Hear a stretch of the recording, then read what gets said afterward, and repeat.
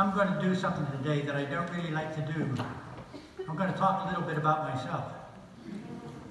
As many of you know, my wife is confined to a wheelchair. Because of this, many of the things that we take for granted can be quite challenging for her. Things like bathing, dressing, getting in and out of bed even. They seem so simple for us, but someone who is unable to stand is often unable to perform these basic tasks without some help. And that's where I come in. I spend a lot of my days helping her with this or that, or just being around in case something comes up that she needs help with. I have to confess, sometimes it can be frustrating, sometimes it can be irritating. I don't get angry with her. I know that the last thing that she wants to be is to be dependent on anyone, especially on me.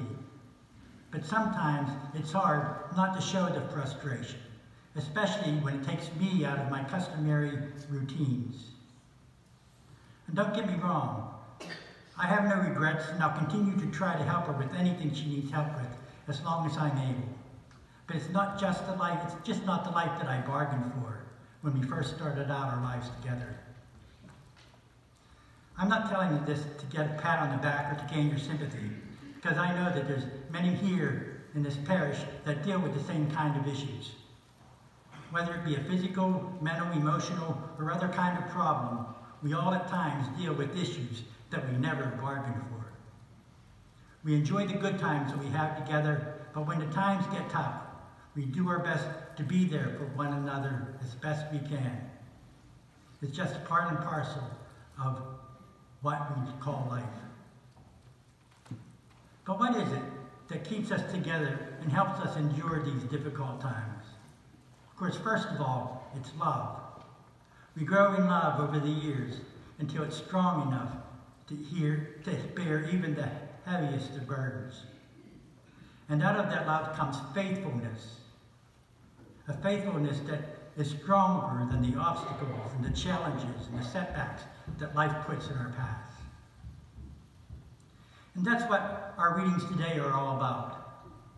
Our first reading comes from the book of Daniel. Daniel was a figure at the time of the Babylonian captivity, when Jerusalem and the temple were totally destroyed, and all the priests and the leaders of the city were exiled into a foreign country 1,000 miles away. It would have been called a time unsurpassed in distress since nations began until that time. But perhaps more importantly, the book was written at a time when the Jewish people were being persecuted by their Greek rulers. They were being forced to abandon their Jewish practices and worship and to adopt the practices and customs of their Greek conquerors. So with these words of the Lord, the persecuted Jews found hope in the midst of their suffering. They had Michael, the great archangel, as their guardian, who would lead them out of their distress, and that those who led the many to justice shall be like the stars forever. Then in today's gospel reading, we're told of what is called the end times, when all the patterns that we rely on are no more. No longer will the sun herald the day, nor the moon glow at night. No longer will the constellations make their journeys across the sky. But in the middle of all this chaos, the Son of Man will appear and send his angels to gather all those who have been faithful to his calling. We see these words as a foretelling of the final judgment, when time and space come to an end. But those who first read those words might have read them in a different light. Most biblical scholars believe that this gospel first appeared around the year 60 AD, when Christians were being persecuted and martyred in Rome. With the martyrdom of both Peter and Paul, perhaps they viewed that time as the end of days, not knowing how they or the church would ever survive without their two great apostles. Their world was turned upside down. They had to practice their faith in secret. They could be betrayed at any time by a parent, a sibling, or even a friend. Everything they knew and everything they did as Christians was being threatened by the fears and the misconceptions of the people and the rulers around them. truly a time of great tribulation. And these words from Mark's Gospel would have encouraged them, would help them to resolve in their minds to remain faithful in their love of Christ and what he taught. For he would come again, and he would escort all those who remained faithful to the halls of his kingdom forever. Today we're approaching the end of the liturgical year. Next week we celebrate the Feast of Christ the King, the final Sunday of Year B, and then that will be followed by the first Sunday of Advent and the beginning of a new liturgical cycle. And the Church chooses these readings for the last few weeks of the year to remind us all that there will be a second coming of Christ, when life as we know it here on earth will be no more.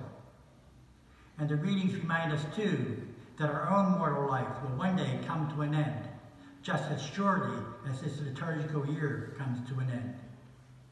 And we look on those days with fear and with worry, for there so often can become days of great distress and great tribulation. But these readings today tell us that he will be with us and that the victory will be his, whether it be on the day of final judgment or on our own individual death. They tell us that his love is forever and that his faithfulness will not fail his elect. You know, I wonder if when I stood at that altar with my bride some 40 years ago, I could have foreseen the challenges,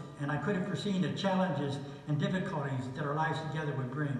If those words "I do" might have not come quite so freely out of my mouth. I might have thought to myself, I don't know if I could handle this, or I don't know if I could put up with that.